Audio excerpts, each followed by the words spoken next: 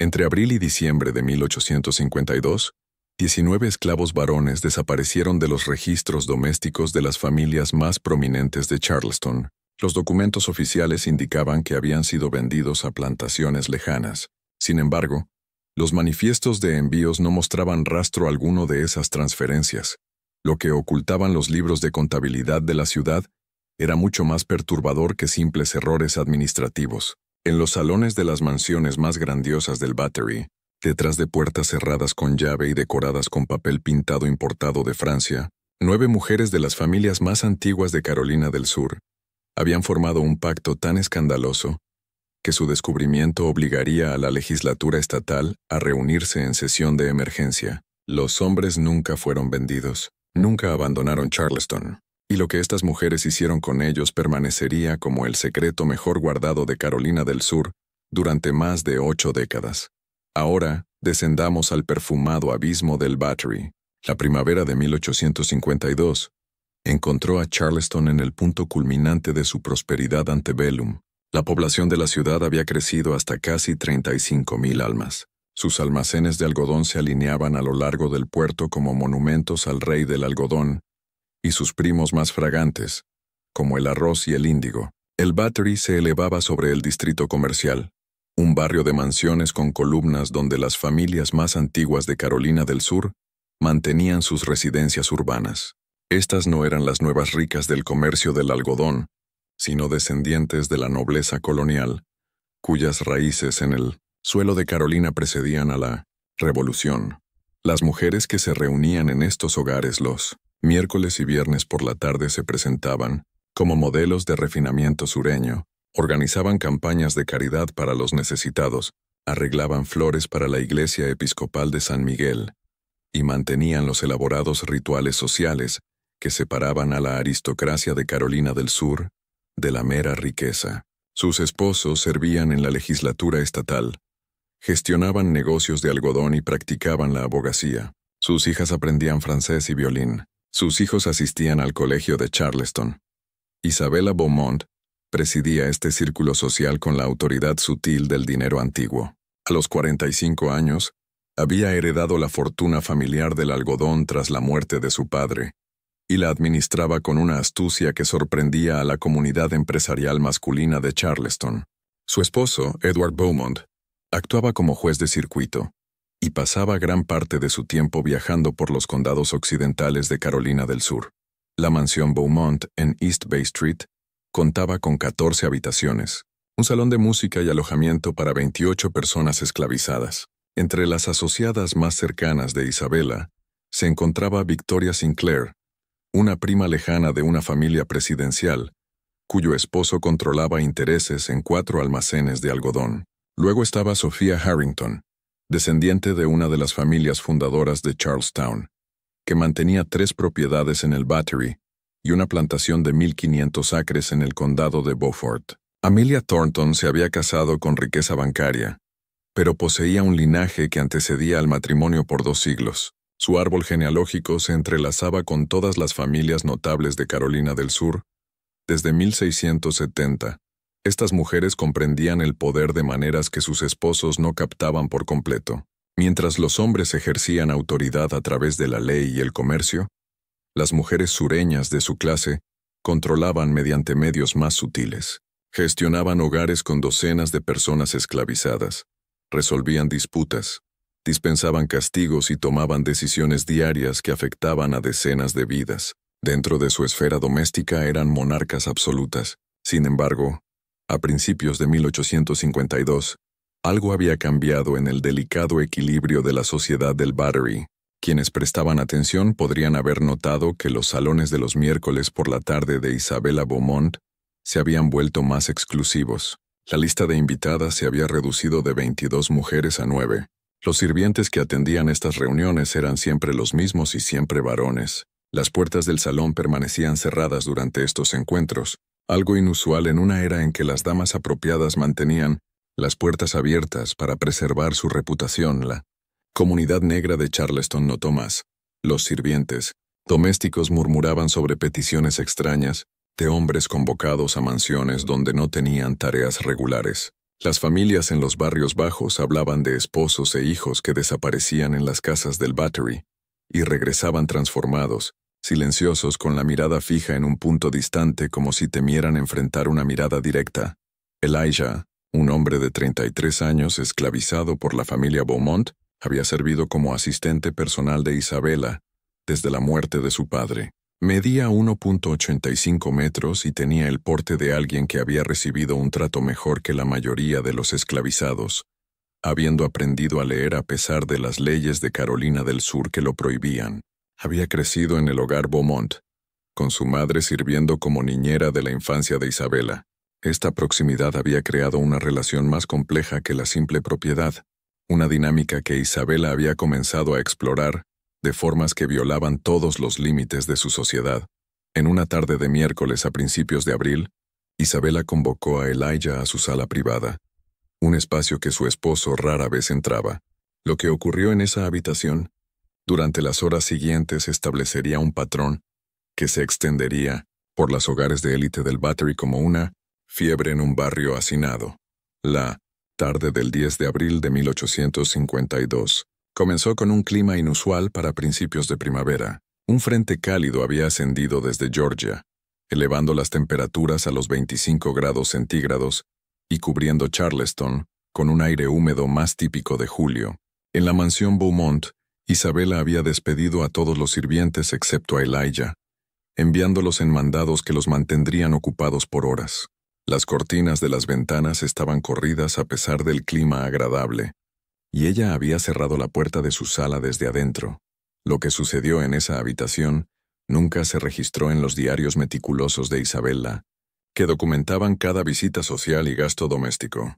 Pero Elijah le contaría más tarde a su esposa, Lena, quien trabajaba en el hogar Sinclair, que la señora Beaumont lo había llamado bajo el pretexto de mover muebles. En cambio, le pidió que se sentara, una instrucción que violaba todos los protocolos de su relación.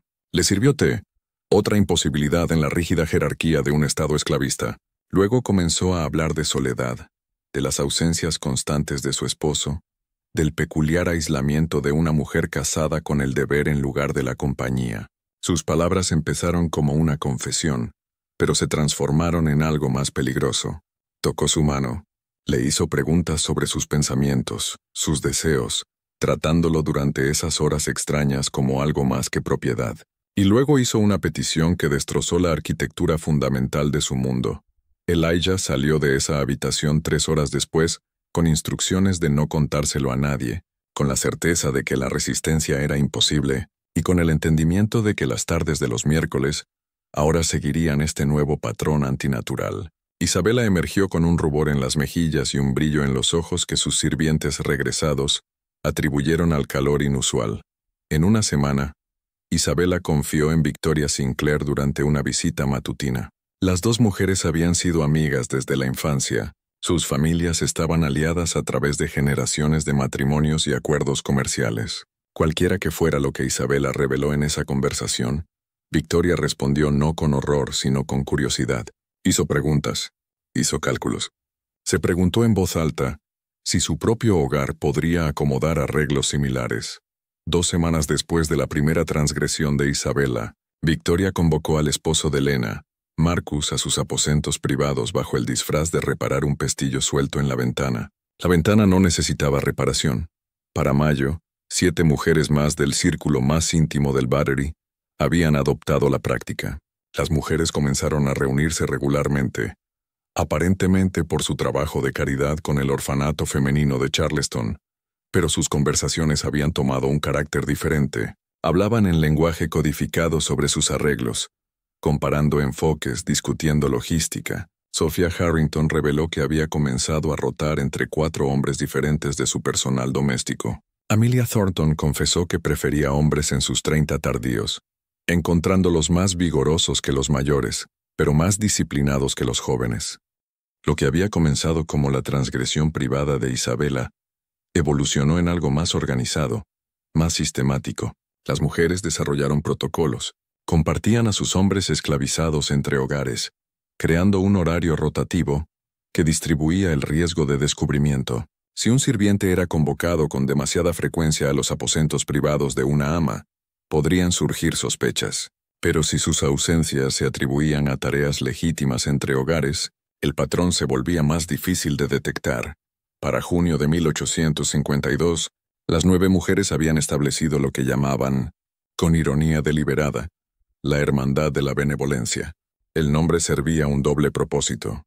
Reflejaba su historia de cobertura oficial de obras caritativas, mientras se burlaba del concepto mismo de virtud cristiana que afirmaban encarnar. Se reunían cada miércoles y viernes por la tarde, rotando entre sus diversas casas.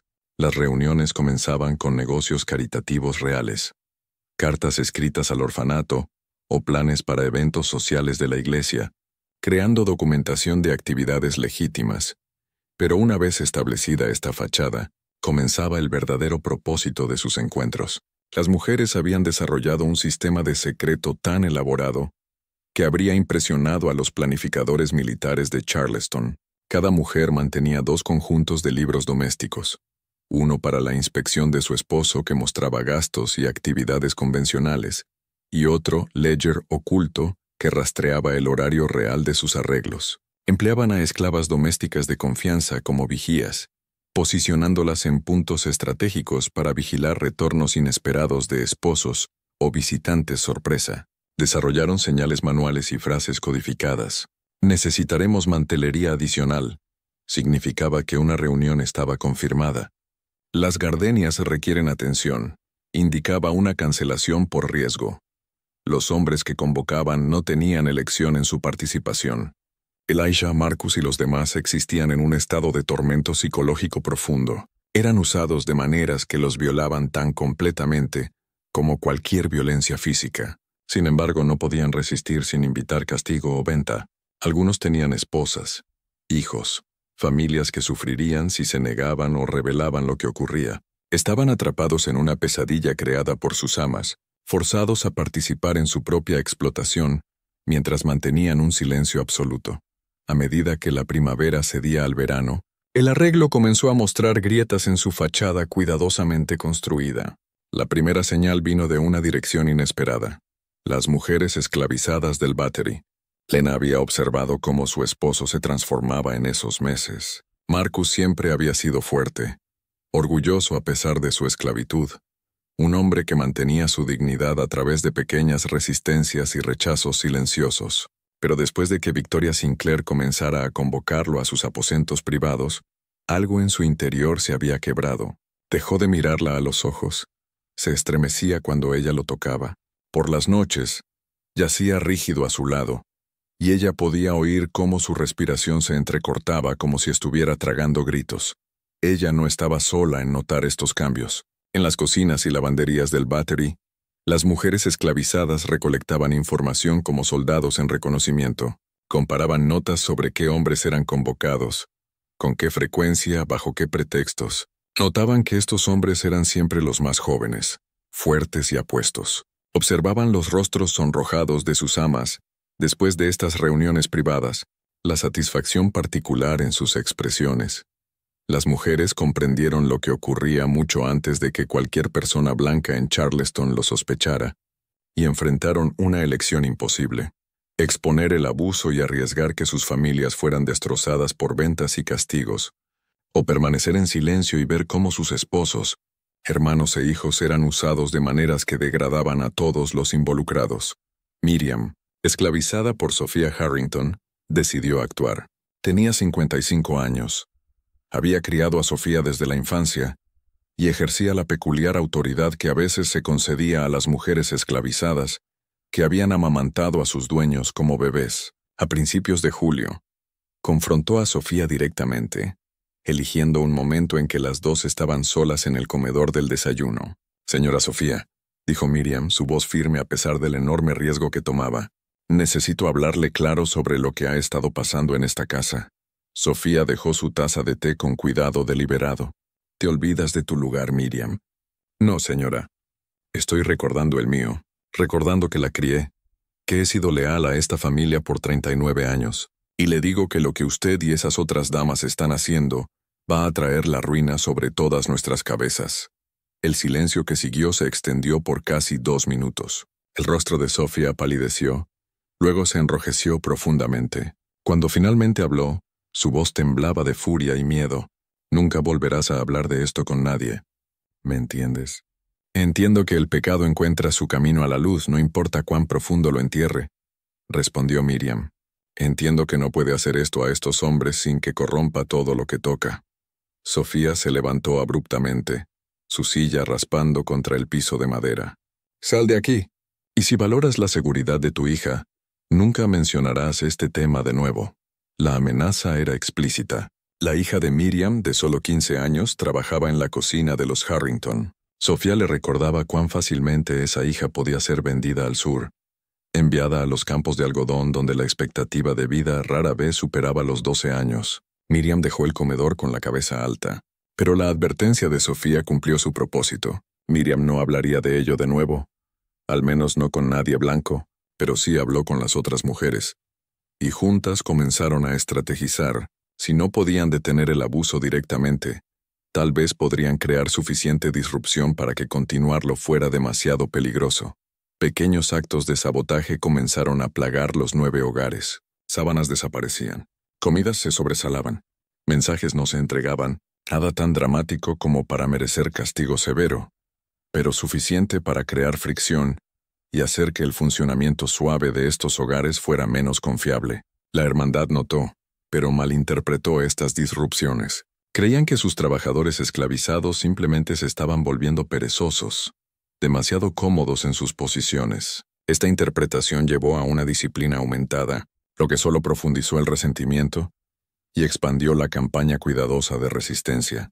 Para agosto, una amenaza diferente surgió de una dirección inesperada. Edward Beaumont, esposo de Isabella, había regresado temprano de sus viajes por el circuito judicial debido a un caso pospuesto. Llegó a casa en una tarde de miércoles, precisamente cuando el salón de Isabella estaba en sesión. La puerta principal estaba cerrada desde adentro, altamente inusual para una reunión social. Podía oír voces femeninas en el salón, pero también algo más. Sonidos que no alineaban con el trabajo de un comité caritativo. Edward entró por la entrada de la cocina, sorprendiendo a los sirvientes, quienes habían recibido instrucciones estrictas de no admitir a nadie durante estas reuniones. Antes de que pudieran advertir a su ama, él había caminado por la casa y llegado a la puerta del salón. Estaba cerrada. Desde adentro venía el murmullo de conversación femenina puntuado por algo más. Una voz más profunda, definitivamente masculina. Isabella. Llamó, golpeando firmemente. «Abre esta puerta». La conversación se detuvo abruptamente. Siguió tal vez 30 segundos de silencio. Luego pasos, el sonido de la llave girando. Isabella abrió la puerta con el rostro compuesto en perfecta calma, aunque Edward notó un ligero desarreglo en su cabello y un brillo en sus ojos que sugería agitación. «Edward, has llegado temprano». «Qué inesperado». Su tono era ligero, pero él captó el filo de ansiedad debajo. Miró más allá de ella hacia el salón. 6 otras mujeres estaban presentes, todas de los estratos más altos de la sociedad de Charleston, y de pie junto a la ventana, luciendo distinctly incómodo, estaba Elijah. No había razón aparente para que un esclavo varón estuviera presente durante una reunión caritativa de damas. «¿Qué hace él aquí?», preguntó Edward, su mirada fija en Elijah. «Estaba moviendo un escritorio para nosotras», respondió Isabella suavemente. La luz de la tarde había cambiado y necesitábamos reorganizar los muebles. Elijah ya se iba. Era una explicación plausible, sin embargo algo en la escena perturbaba a Edward. Los rostros de las mujeres no mostraban la comodidad relajada de una visita social, sino una tensión que no podía identificar del todo. La expresión de Elijah era cuidadosamente neutra, pero su postura sugería vergüenza en lugar del comportamiento neutral esperado de un sirviente completando una tarea simple. Edward lo dejó pasar con un asentimiento. Pero en los días siguientes se encontró observando a su esposa más atentamente. Notó patrones que había pasado por alto previamente. Las puertas cerradas, los sirvientes específicos presentes durante sus salones, su insistencia en privacidad absoluta durante estas reuniones. No dijo nada, pero su atención se había despertado, y una vez despierta, sería difícil de engañar. El calor del verano había descendido sobre Charleston con un peso opresivo para finales de agosto, convirtiendo la ciudad en una olla de cocción lenta de humedad y tensión. Las 9 mujeres de la hermandad se volvieron más audaces incluso, mientras las señales de advertencia se multiplicaban a su alrededor. Tal vez era la intoxicación de la transgresión, la calidad adictiva de violar cada regla que había gobernado sus vidas desde el nacimiento. Tal vez simplemente habían pasado demasiado tiempo sin consecuencias y habían comenzado a creerse intocables. Isabela había agregado 3 hombres más a su rotación para septiembre, todos de su propiedad rural que había transferido a Charleston, bajo el pretexto de necesitar personal doméstico adicional. También había comenzado a organizar reuniones vespertinas además de los salones de la tarde, cenas pequeñas donde el vino fluía libremente y la conversación se volvía cada vez más franca sobre sus arreglos. Las mujeres habían empezado a tratar su explotación sistemática como un secreto abierto entre ellas, discutiéndolo con la naturalidad casual que otras damas podrían usar al hablar de nuevos patrones de vestidos o la calidad de sus jardines. Victoria. Sinclair había comenzado a documentar sus actividades en un diario codificado, usando un cifrado que había aprendido de su padre. Cada hombre se asignaba un número, cada mujer una letra. Los encuentros se registraban con fechas y notas breves sobre el nivel de satisfacción. Guardaba este diario en un cajón cerrado de su escritorio, convencida de que el código hacía sus contenidos impenetrables para cualquiera que lo descubriera. Lo que Victoria no sabía era que Marcus, el hombre al que convocaba con más frecuencia, podía leer. Lo había enseñado el padre de Victoria años antes, durante un período en que algunos dueños de esclavos aún creían que la educación podría hacer su propiedad humana más valiosa. Marcus había visto a Victoria trabajando en su diario. Había notado dónde guardaba la llave. Tarde una noche en septiembre, mientras Victoria y su esposo dormían, Marcus forzó cuidadosamente la cerradura del escritorio, usando un alambre de un corsé roto. No pudo romper el cifrado inmediatamente, pero copió varias páginas con cuidado en papel que había robado del ledger de cuentas de la cocina. Escondió estas copias en el sótano, envueltas en tela aceitada y enterradas bajo una piedra suelta. No estaba seguro de qué haría con esta evidencia, pero entendía instintivamente que la documentación era poder, incluso para alguien sin estatus legal para poseer poder. Marcus compartió su descubrimiento con Elijah, y juntos comenzaron a concebir algo sin precedentes, una forma de exponer a sus amas que no resultara en su propia destrucción. Necesitaban un aliado, alguien blanco con la autoridad para actuar y el coraje moral para hacerlo. Lo encontraron en un lugar inesperado. El reverendo James Whittaker había servido en la iglesia episcopal de San Miguel por 13 años. A los 64 era respetado pero no amado, conocido por sermones que enfatizaban el deber y el juicio en lugar de consuelo y gracia. También era inusualmente vocal en su creencia de que la esclavitud, aunque quizás necesaria, no era inherentemente virtuosa, y llevaba responsabilidades morales que la mayoría de los dueños de esclavos eludían. Esta posición no lo había hecho popular con la élite del Battery, pero su estatus social y educación lo protegían de críticas directas.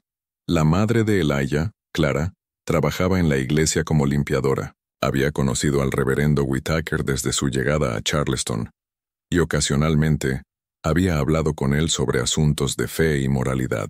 A finales de septiembre, Elijah le pidió a su madre que arreglara una reunión privada con el reverendo, alegando que necesitaba consejo espiritual sobre un asunto de conciencia.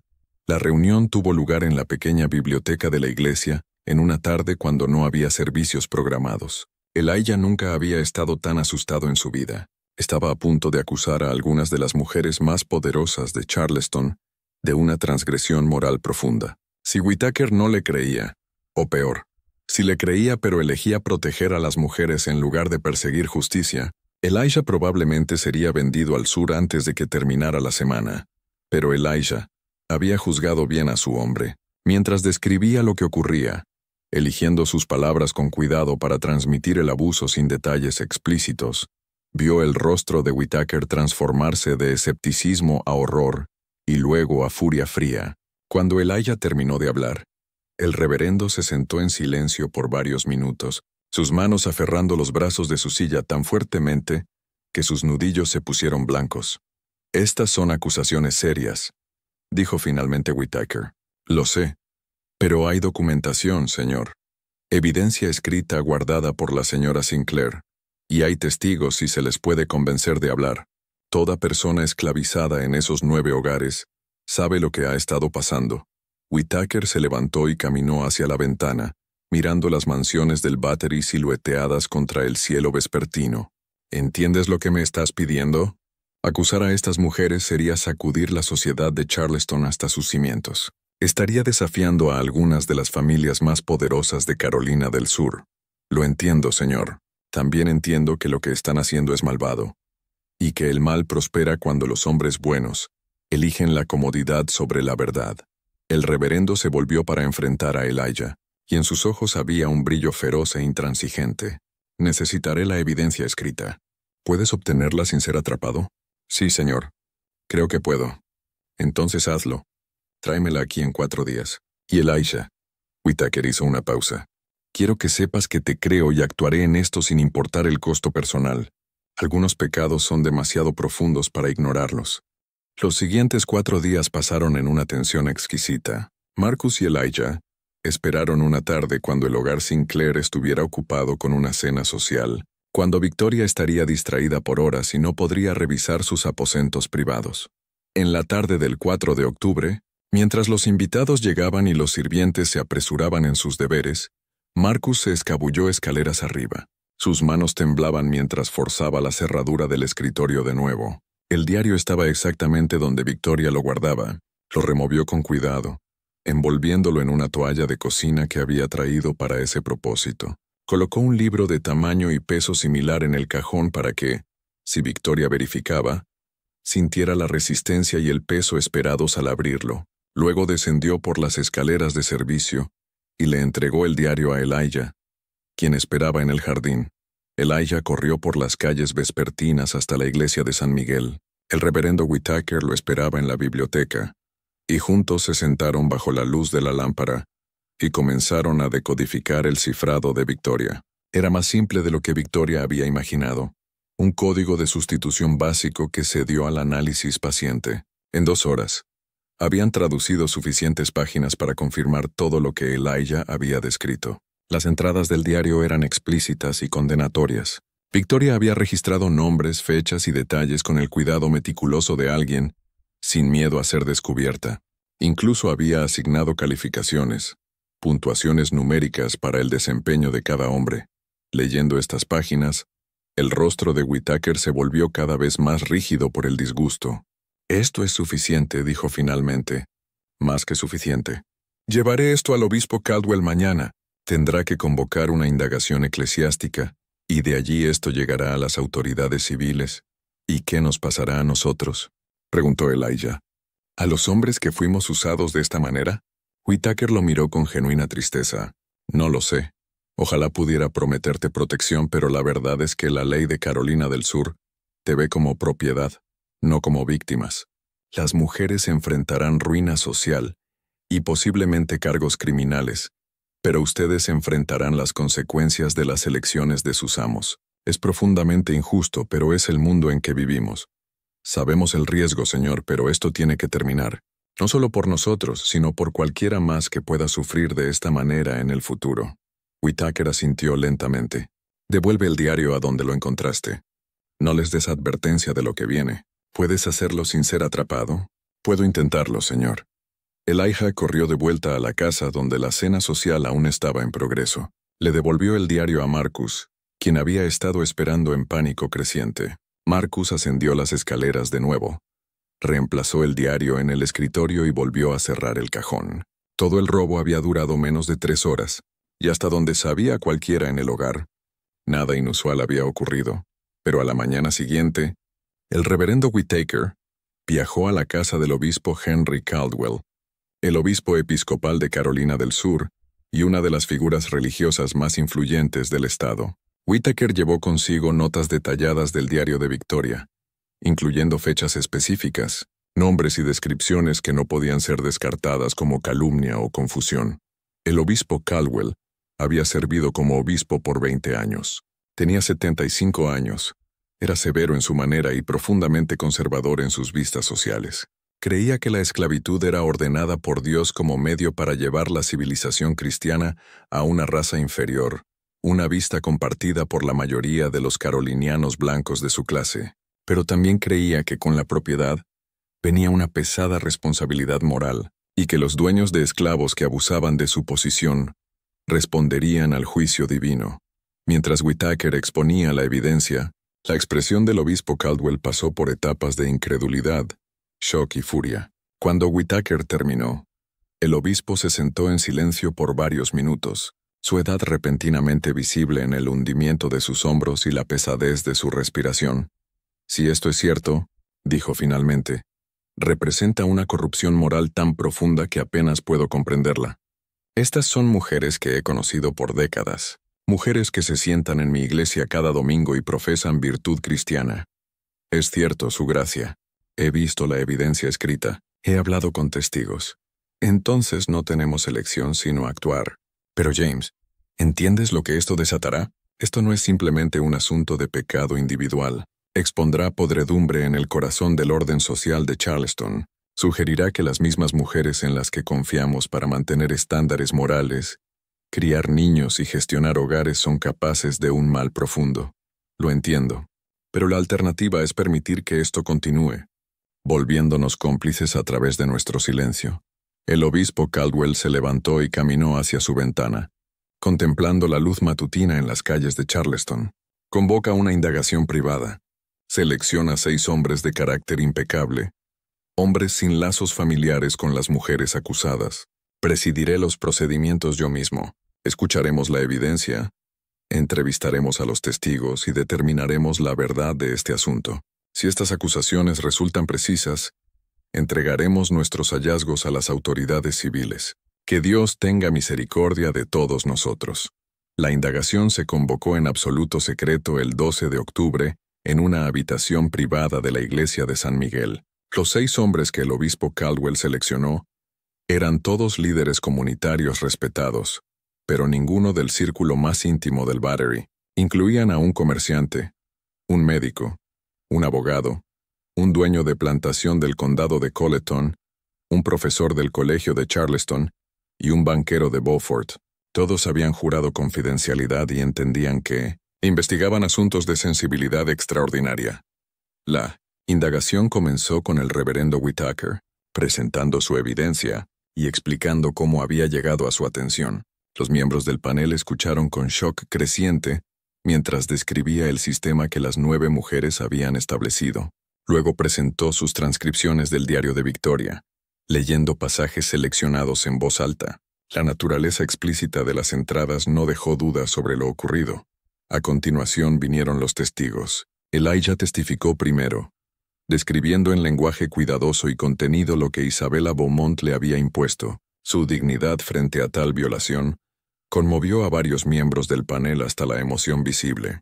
Marcus siguió, corroborando el testimonio de Elijah y agregando detalles sobre el comportamiento de Victoria Sinclair. 4 hombres esclavizados más testificaron, cada uno describiendo patrones similares de coerción y abuso. Luego vino Miriam, la niñera esclavizada de Sophia Harrington. Testificó sobre confrontar a Sophia y sobre la amenaza que Sophia había hecho contra la hija de Miriam. Su testimonio estableció que al menos algunas de las mujeres habían sido conscientes de que sus acciones estaban mal y habían estado trabajando activamente para ocultarlas. El testigo final fue inesperado. El doctor Samuel Langford, un médico de Charleston que atendía a varias familias de élite del Battery, testificó que había sido llamado para examinar a Victoria Sinclair en agosto después de que se quejara de problemas femeninos. Su examen había revelado evidencia consistente con actividad sexual frecuente, sorprendente en una mujer cuyo esposo había estado viajando por negocios durante el mes anterior. En ese momento había notado esta rareza, pero no había hablado de ella, asumiendo quizás un affair con alguien de su propia clase. Ahora, a la luz del otro testimonio, el significado de sus hallazgos se volvió claro. La indagación concluyó tarde esa noche. El panel deliberó por menos de 1 hora antes de alcanzar su veredicto. Las acusaciones eran creíbles y respaldadas por evidencia sustancial. El obispo Caldwell dirigió que se preparara un informe formal y se entregara al gobernador de Carolina del Sur, junto con una recomendación de que se presentaran cargos criminales contra las 9 mujeres. A la mañana siguiente, el 13 de octubre, el obispo Caldwell entregó personalmente los hallazgos de la indagación al gobernador Elias Montgomery en la capital estatal. Montgomery leyó el informe en silencio, su rostro enrojeciéndose cada vez más. Cuando terminó, miró al obispo con algo cercano a la desesperación en sus ojos. ¿Entiende lo que me está entregando? Si esto se hace público, destruirá a algunas de las familias más prominentes de Carolina del Sur. Sugerirá que todo nuestro orden social está construido sobre hipocresía y perversión. Lo entiendo completamente, gobernador. También entiendo que la justicia exige acción sin importar las consecuencias sociales. Montgomery se levantó y caminó hacia su ventana, eco del gesto anterior del obispo Caldwell en su propia casa. Afuera, Charleston conducía sus negocios ordinarios, inconsciente de que sus cimientos estaban a punto de cambiar. Tendré que involucrar a la legislatura estatal. Esto es demasiado grande para acción ejecutiva sola. Necesitaremos convocar una sesión de emergencia. ¿Cuándo? Deme 4 días para preparar el terreno. Algunos legisladores son amigos o parientes de las mujeres acusadas. Necesito hablar con miembros clave en privado antes de que esto vaya a la asamblea completa. ¿Y las mujeres? ¿Deberían ser arrestadas? Montgomery sacudió la cabeza lentamente. Aún no. Si las arrestamos ahora, antes de que la legislatura determine cómo proceder, arriesgamos desafíos legales que podrían comprometer todo el caso, pero las pondré bajo vigilancia discreta. Si alguna intenta huir de Charleston, las detendremos inmediatamente. Esa misma tarde, Montgomery convocó a su asesor más confiable, un abogado llamado Charles Hargrove, quien había servido a 4 gobernadores y poseía tanto discreción como claridad moral. Montgomery le entregó el informe de la indagación y observó mientras Hargrove lo leía, su expresión pasando de curiosidad a repulsión. «Dios mío», susurró Hargrove cuando terminó. «¿Cuánto tiempo ha estado ocurriendo esto?» «Desde abril, hasta donde podemos determinar, posiblemente más en algunos casos. Necesito que conduzcas una investigación legal preliminar». ¿Qué cargos podemos presentar bajo la ley de Carolina del Sur? ¿Qué precedentes existen? Y lo más importante, ¿cómo procedemos sin crear un espectáculo público que dañe la reputación de Carolina del Sur en toda la nación? Hargrove pasó los siguientes 3 días en la Biblioteca Legal Estatal, revisando estatutos y registros de casos. Lo que descubrió fue tanto alentador como problemático. La ley de Carolina del Sur prohibía claramente el adulterio y la fornicación, con penalidades que incluían azotes públicos y multas. Varios casos del siglo XVIII habían resultado en condenas de mujeres blancas por relaciones sexuales con hombres esclavizados, aunque estos típicamente involucraban mujeres pobres sin estatus social. Pero en ninguna parte de la historia legal de Carolina del Sur podía Hargrove encontrar un caso remotamente similar a este. Mujeres adineradas y socialmente prominentes explotando sistemáticamente a múltiples hombres esclavizados durante un periodo extendido. El paralelo más cercano era un caso de 1765, de Charlestown, involucrando a la esposa de un tabernero, pero esa mujer había sido condenada rápidamente y azotada en la plaza pública. Aplicar el mismo castigo a mujeres de las familias más antiguas de Carolina del Sur parecía tanto legalmente apropiado como políticamente imposible. Hargrove reportó sus hallazgos a Montgomery en la noche del 16 de octubre. La ley es clara sobre la criminalidad de sus acciones, explicó. Pero hacer cumplir esa ley en este caso presenta desafíos extraordinarios. Estas mujeres tienen conexiones familiares poderosas en toda Carolina del Sur. Varios legisladores son sus primos o cuñados. Si perseguimos procedimientos legales estándar, enfrentaremos obstáculos en cada etapa. ¿Qué recomiendas? Una medida extraordinaria. Convoca a la legislatura en sesión de emergencia. Preséntales la evidencia y déjalos determinar cómo proceder. Esto quita la decisión de tu oficina y distribuye la responsabilidad a través de toda la Asamblea General. Cualquiera que sea su decisión, llevará el peso del juicio colectivo en lugar de un decreto ejecutivo. Montgomery asintió lentamente. Y si eligen proteger a estas mujeres, si la lealtad familiar pesa más que la justicia, entonces habremos aprendido algo terrible sobre el carácter moral de Carolina del Sur. Pero no creo que eso pase. La evidencia es demasiado condenatoria, y los hombres que se sientan en esa cámara aún creen, aunque imperfectamente, en principios de honor y ley. En los siguientes 3 días, el gobernador Montgomery realizó una serie de reuniones privadas con líderes legislativos. Se reunió primero con el presidente de la Cámara, Robert Ellis, un hombre conocido por su integridad intransigente a pesar de sus propios intereses esclavistas. Ellis leyó el informe de la indagación en la oficina de Montgomery, su rostro oscureciéndose con cada página. «Esto es una abominación», dijo Ellis cuando terminó. «Estas mujeres han violado cada principio de la civilización cristiana, han degradado a sí mismas, corrompido sus hogares y traído vergüenza sobre Carolina del Sur. ¿Apoyarás una sesión de emergencia? Lo haré, y apoyaré cualquier castigo que la Asamblea considere apropiado, sin importar quiénes sean las familias de estas mujeres».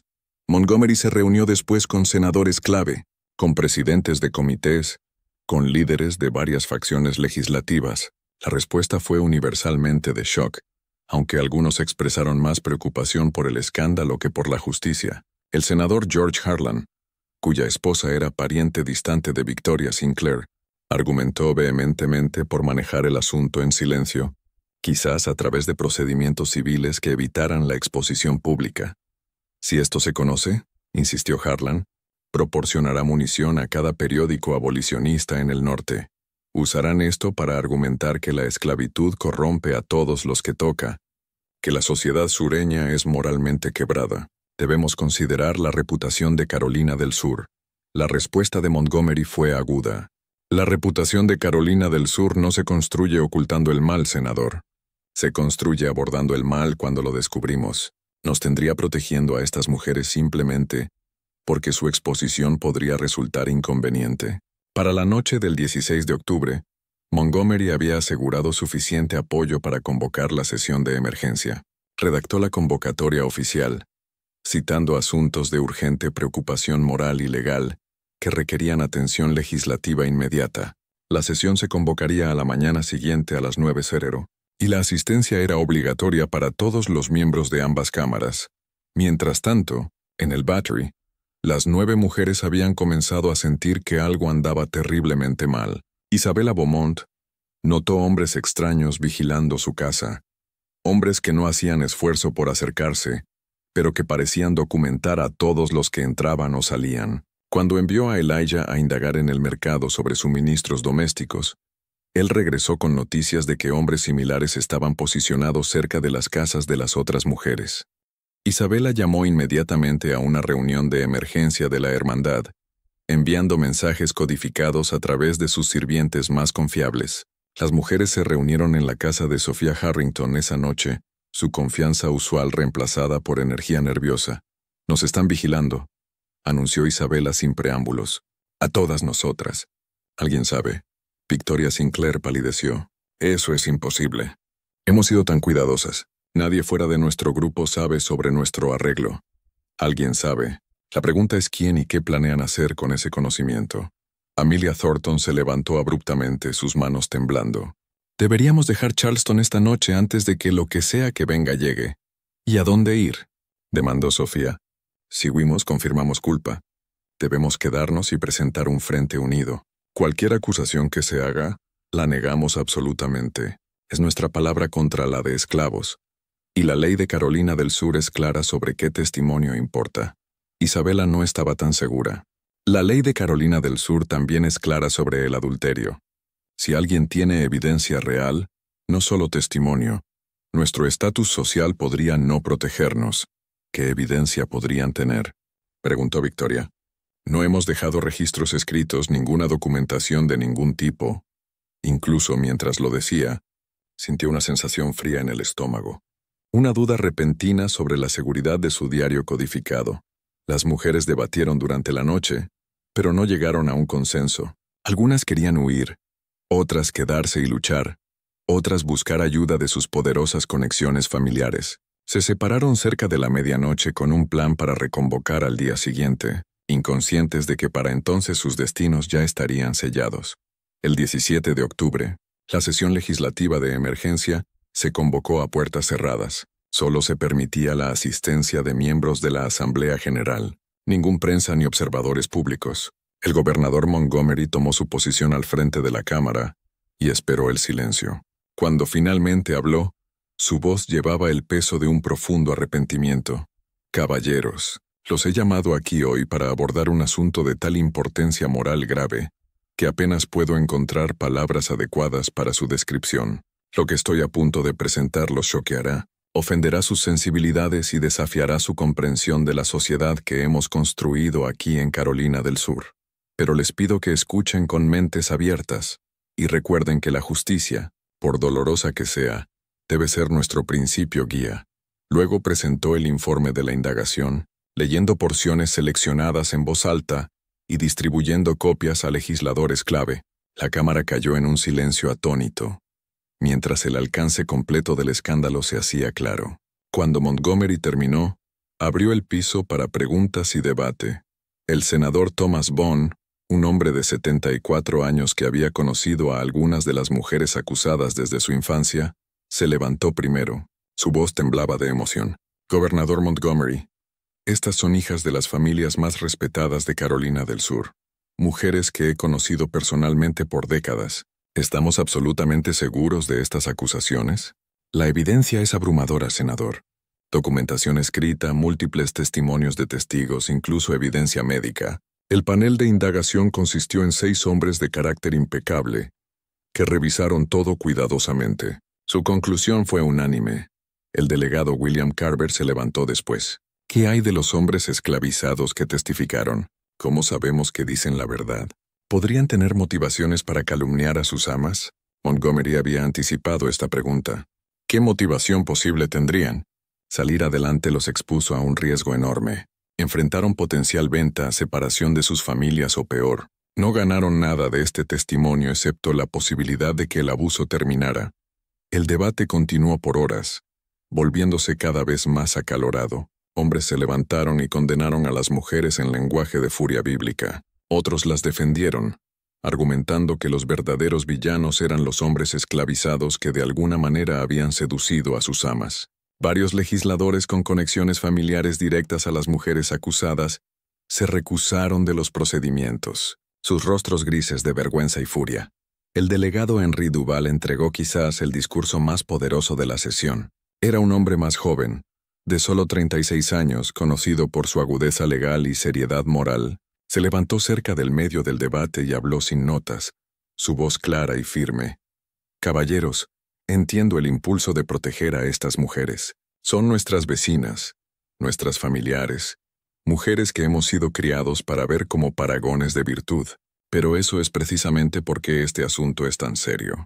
Estas mujeres no simplemente cometieron adulterio, explotaron sistemáticamente a seres humanos sobre los que tenían poder absoluto. Usaron la institución de la esclavitud misma como mecanismo para su propia gratificación, violando tanto las leyes de Dios como las de Carolina del Sur. Algunos aquí han sugerido que los hombres esclavizados de alguna manera sedujeron a estas mujeres. Les pediría a esos colegas que consideren la naturaleza del poder en estas relaciones. ¿Cómo seduce un hombre que puede ser azotado o vendido por desobediencia a la mujer que sostiene su destino en sus manos? Esto no fue seducción. Fue coerción pura y simple, y las mujeres ejercieron esa coerción.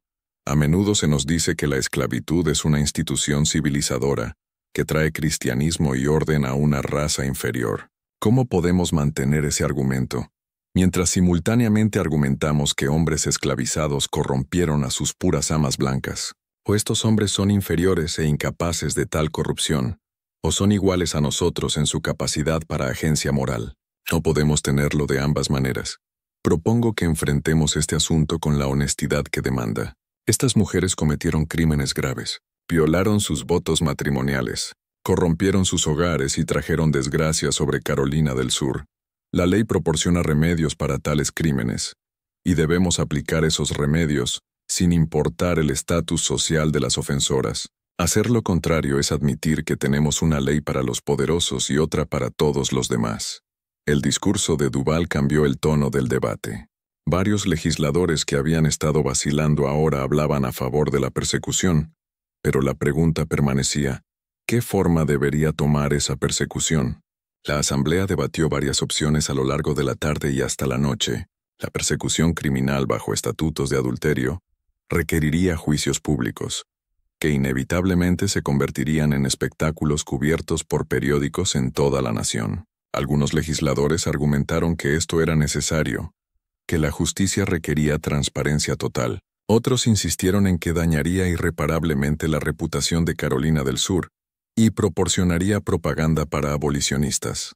Una tercera opción surgió durante la sesión nocturna, propuesta por el senador Nathaniel Brooks. ¿Qué si les ofrecemos exilio? Removerlas de Carolina del Sur permanentemente, confiscar su propiedad a sus esposos, pero ahorrarles un juicio y castigo público. Esto logra justicia mientras limita el escándalo.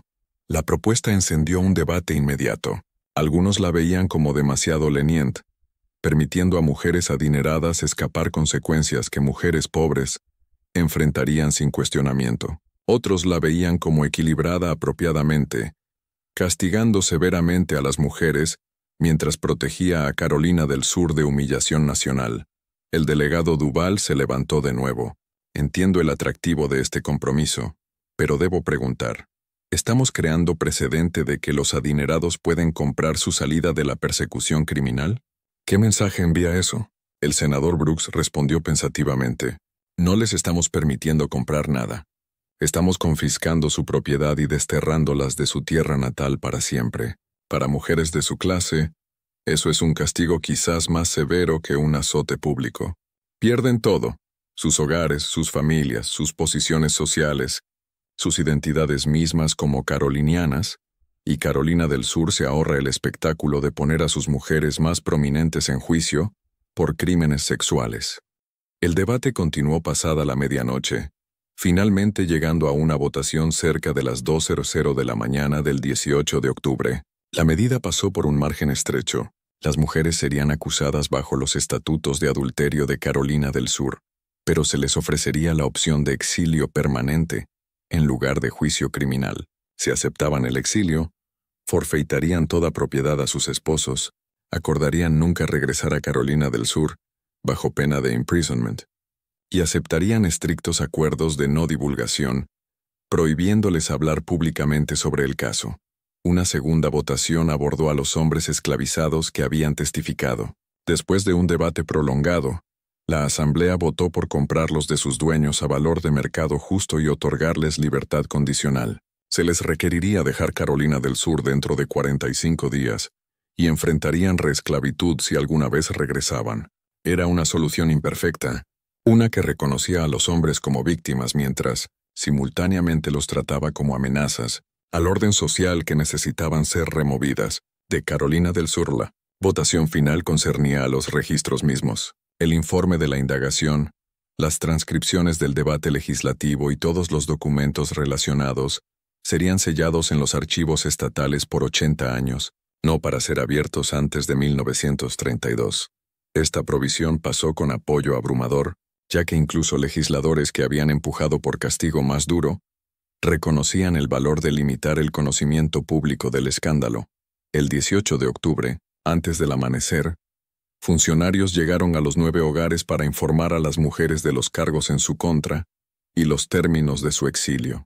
Diputados estatales, acompañados por abogados y presenciados por notarios, entregaron documentos formales detallando sus opciones: aceptar exilio inmediato y forfeitura de propiedad, o enfrentar persecución criminal en corte abierta. Isabella Beaumont recibió su notificación a las 5:45 de la mañana. La leyó cuidadosamente, su rostro no traicionando emoción, mientras Edward estaba cerca con su propio abogado. Cuando terminó, miró a su esposo de 21 años. «Tú sabías», dijo. No era una pregunta, sospechaba. Elegí no ver claramente hasta que ya no pude evitarlo. «¿Me divorciarás?» «Ya he presentado los papeles. Se finalizarán dentro del mes». Isabella asintió lentamente. «Supongo que debería sentir vergüenza». Descubro que no. Solo siento ira por haber vivido en una jaula tanto tiempo sin reconocerla por lo que era. «Violaste todo lo que afirmamos sostener sagrado», respondió Edward, su voz tensa con furia controlada. «Tomaste hombres que no tenían elección, no poder para rechazarte y los usaste para tu propia gratificación. No lo disfraces como alguna clase de rebelión contra la injusticia. Y sin embargo, no ves injusticia en el sistema que me dio poder absoluto sobre ellos en primer lugar. No ves problema en una sociedad que trata a seres humanos como propiedad, pero luego expresa shock cuando esa propiedad se usa de maneras que encuentras distasteful. Edward no tenía respuesta para eso. Se dio la vuelta y dejó la habitación. Isabella comenzó el proceso de empacar sus pertenencias. Tenía 36 horas para prepararse para el exilio permanente de la única casa que había conocido. La respuesta de Victoria Sinclair fue mucho más dramática. Cuando los funcionarios llegaron a su hogar, colapsó completamente, sollozando incontrolablemente y alegando que había sido llevada por la influencia maligna de Isabella. Su esposo, sorprendentemente, se mantuvo a su lado durante su colapso, su rostro fijo en una expresión de determinación sombría. «Ella es mi esposa», les dijo a los funcionarios. «Cualquiera que sea lo que haya hecho, aún es mi esposa. Si debe dejar Carolina del Sur, iré con ella». Nuestros votos matrimoniales no incluían excepciones para escándalo o desgracia. Los funcionarios parecieron inseguros de cómo responder a esta lealtad inesperada. Explicaron que no estaba bajo obligación legal de acompañarla, que podía divorciarse y retener toda propiedad y estatus social. Pero él sacudió la cabeza firmemente. «Hice promesas ante Dios. Las mantendré». Sophia Harrington se volvió furiosamente indignada, insistiendo en que como mujer blanca de linaje impecable, no podía posiblemente ser culpable de tales cargos. «Esto es una conspiración de abolicionistas del norte», declaró a los funcionarios atónitos. «Han coercido a nuestros esclavos para dar testimonio falso y dañar la reputación de Carolina del Sur. No dignificaré estas acusaciones aceptando sus términos. Entonces enfrentará juicio». «Señora Harrington», respondió el funcionario principal calmadamente, «la evidencia en su contra es sustancial. Le aconsejaría fuertemente aceptar el exilio». La defensa de Sofía duró aproximadamente 3 horas, hasta que su abogado familiar llegó y explicó en términos crudos lo que un juicio público implicaría. El testimonio sería explícito y condenatorio. Su nombre familiar sería arrastrado por cada periódico en América. Sus hijos y nietos llevarían la mancha de su escándalo. Para el mediodía, había firmado los documentos aceptando el exilio. Amelia Thornton simplemente se volvió silenciosa, retrocediendo a un estado catatónico del que su familia no podía despertarla. Se llamó a un médico que diagnosticó un colapso nervioso completo. Eventualmente se recuperaría lo suficiente para viajar, pero nunca hablaría coherentemente sobre los eventos de octubre de 1852. Su esposo se divorció de ella en silencio y fue enviada a vivir con parientes distantes en Maryland, quienes acordaron aceptarla con la condición de que nunca se la dejara sola con sirvientes masculinos. En la semana siguiente, las 9 mujeres partieron de Charleston en varios momentos y por varias rutas. Isabella Beaumont dejó primero en la noche del 19 de octubre. Viajó en carruaje alquilado a Savannah, donde abordó un vapor a Nueva Orleans. Llevaba 3 baúles de ropa, una pequeña caja de joyas que eran legalmente suyas en lugar de su esposo, y $400 en efectivo. Todo lo demás que había poseído ahora pertenecía a Edward.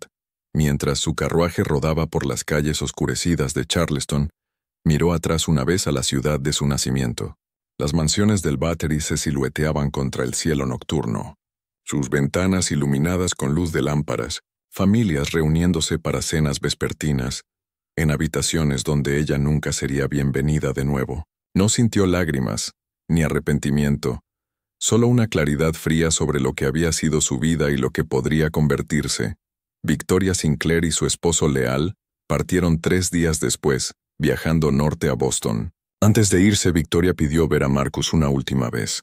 Los funcionarios negaron esta solicitud, explicando que se le prohibía cualquier contacto con los hombres involucrados. Lloró ante esta negación, gritando que quería disculparse, explicar que nunca había querido herir a nadie. Su esposo la llevó gentilmente pero firmemente a su carruaje. Sophia Harrington dejó para Nueva York con su hija mayor, quien se había ofrecido voluntaria para acompañarla al exilio, a pesar del daño que podría hacer a sus propias perspectivas matrimoniales. Las otras mujeres partieron de manera similar, algunas solas, algunas con familiares que eligieron lealtad sobre reputación. Para el 26 de octubre, todas las 9 habían dejado Carolina del Sur. y la sociedad del Battery comenzó el doloroso proceso de borrarlas de su memoria colectiva.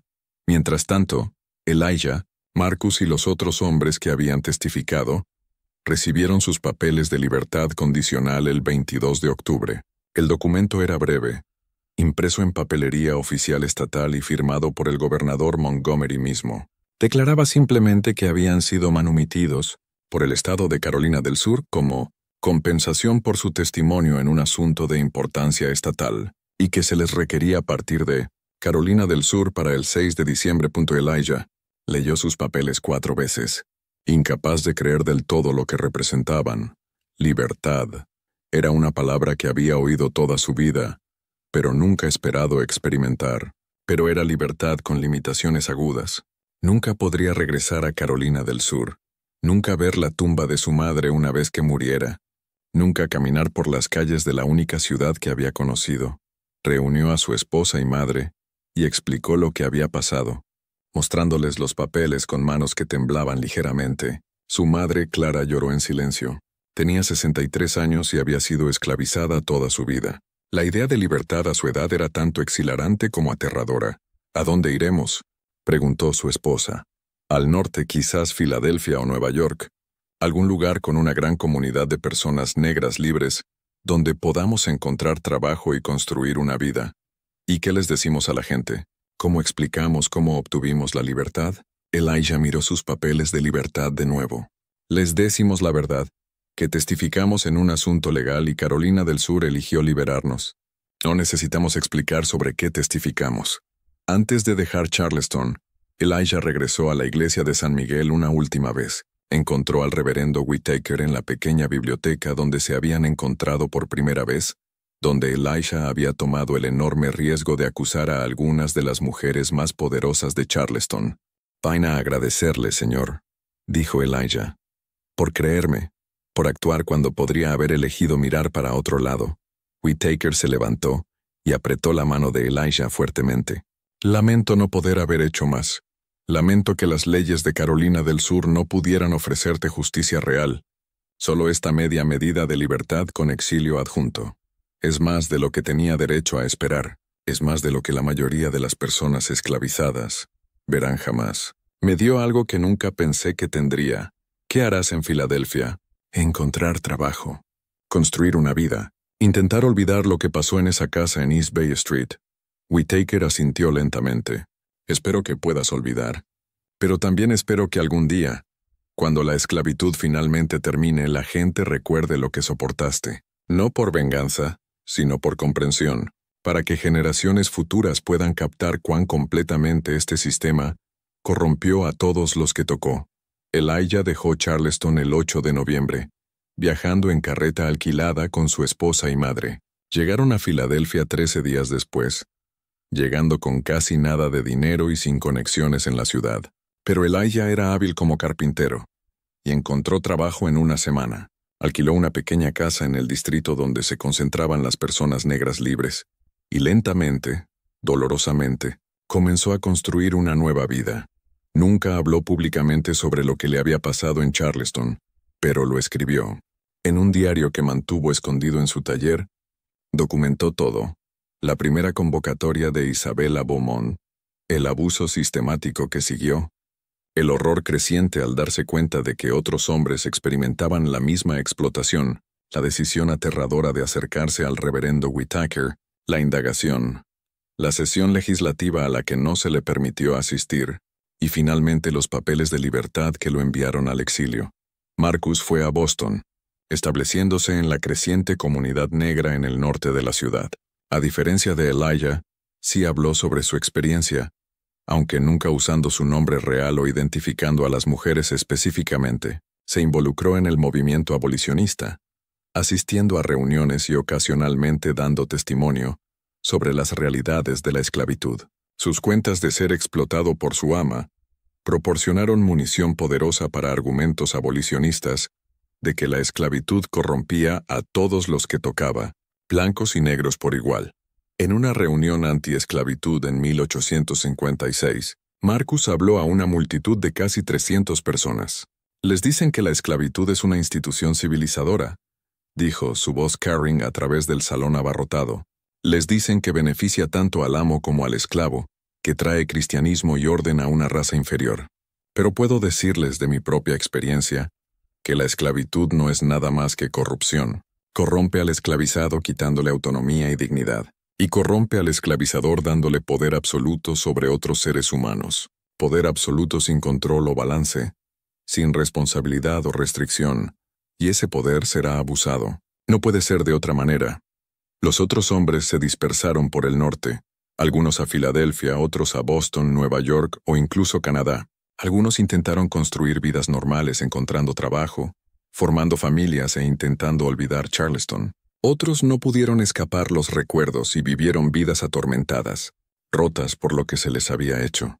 De vuelta en Charleston, los ecos del escándalo continuaron reverberando a través de la sociedad del Battery, a pesar del silencio oficial. Las 9 familias cuyas mujeres habían sido exiliadas se encontraron socialmente aisladas, invitadas a menos reuniones, excluidas de comités y juntas donde una vez habían sido figuras centrales. Algunas familias dejaron Charleston por completo, mudándose a otras ciudades donde sus nombres llevaban menos carga. Las personas esclavizadas que habían presenciado el escándalo, pero no testificado, vivían en un limbo extraño. Sabían lo que había pasado. Habían visto cosas que violaban cada principio declarado de la sociedad en la que vivían, pero se les prohibía hablar de ello. El conocimiento se asentaba dentro de ellas como veneno, creando una comprensión compartida entre la comunidad negra de Charleston, de que las familias blancas a las que servían eran capaces de una hipocresía profunda. Miriam, la antigua niñera de Sophia Harrington, eligió permanecer en Charleston a pesar de su libertad recién adquirida. A los 75 años, era demasiado vieja para empezar de nuevo en un lugar nuevo, demasiado cansada para comenzar otra vez. Vivió con su hija en una pequeña casa en los barrios bajos, sobreviviendo con la pequeña cantidad de dinero que Sofía había sido permitida darle antes de dejar Carolina del Sur. En sus años finales, Miriam a veces se sentaba en su porche por las noches y miraba hacia el Battery, hacia las mansiones donde había pasado su vida sirviendo a gente que reclamaba superioridad moral mientras practicaba un mal profundo. Nunca habló públicamente sobre lo que había presenciado, pero se aseguró de que su hija y nietas supieran la verdad. Nunca dejen que les digan que son mejores que nosotras, diría. Nunca crean que la piel blanca o las casas finas hacen a la gente buena. He visto lo que realmente son cuando nadie está mirando. Murió en 1862. Justo meses después de que la guerra civil comenzara a destrozar la sociedad que había conocido. Fue enterrada en el cementerio africano de Charleston, su tumba marcada con una piedra simple que daba su nombre y fechas, pero sin pista del rol que había jugado en exponer el secreto más oscuro del Battery. Los registros oficiales del incidente permanecieron sellados en los archivos estatales de Carolina del Sur, exactamente como la legislatura había mandado. La bóveda que los contenía se abría periódicamente para mantenimiento rutinario, pero los documentos dentro permanecían intactos. Incluso los archivistas que mantenían la colección no sabían qué contenían los archivos sellados, solo que no debían abrirse antes de 1932. La sociedad de Charleston absorbió el escándalo lo mejor que pudo, creando una narrativa sanitizada que preservaba reputaciones mientras oscurecía la verdad. La historia oficial era que 9 mujeres de familias prominentes habían estado involucradas en impropiedades financieras y habían elegido el exilio para evitar persecución por malversación. Esta versión se repitió tan a menudo que muchas personas llegaron a creerla, prefiriendo un cuento de crimen de cuello blanco a la realidad de lo que realmente había ocurrido. Pero la verdad tiene una forma de persistir incluso cuando se suprime oficialmente. En las cocinas y lavanderías, en los cuartos donde vivían las personas esclavizadas, la historia real circulaba, se contaba en susurros, transmitida a través de generaciones, modificada y embellecida hasta que tomaba una calidad casi mítica. Algunas versiones afirmaban que habían estado involucradas 25 mujeres, otras que las mujeres habían practicado alguna forma de brujería o adoración al diablo. Pero en el núcleo de cada versión estaba la verdad esencial. Las damas más respetables de Charleston habían explotado sistemáticamente a sus esclavos varones, de maneras que violaban cada principio declarado de la civilización sureña. Años después, el escándalo influiría sutilmente en el movimiento abolicionista, con rumores filtrándose al norte y alimentando argumentos contra la esclavitud. Algunos de los hombres liberados, como Marcus, se convirtieron en voces discretas en la lucha, compartiendo sus historias en círculos cerrados para ilustrar cómo el sistema no solo oprimía a los esclavizados, sino que también pudría el alma de los esclavizadores. En Nueva Orleans, Isabella Beaumont reinventó su vida como una viuda misteriosa, invirtiendo su pequeño capital en un negocio de importación y viviendo una existencia independiente que nunca habría sido posible en Charleston. Su exilio, irónicamente, le otorgó una libertad que su estatus anterior le había negado, aunque a un costo inmenso. El legado del secreto del Battery perduró, un recordatorio sombrío de que el poder sin límites corrompe y que los secretos enterrados eventualmente emergen para confrontar a la historia.